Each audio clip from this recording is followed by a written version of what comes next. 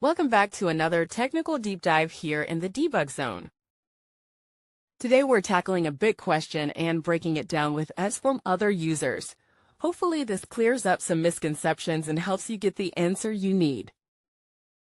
So buckle up, stay a little curious, and let's jump right in.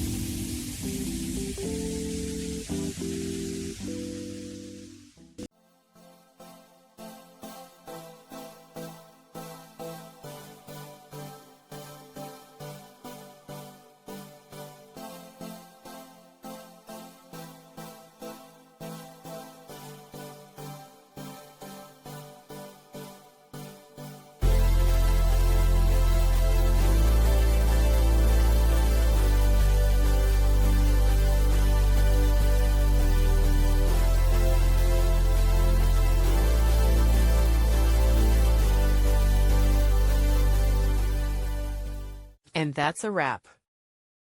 I hope you found the answer you were looking for. If you did, take a second to hit that subscribe button. It really helps out.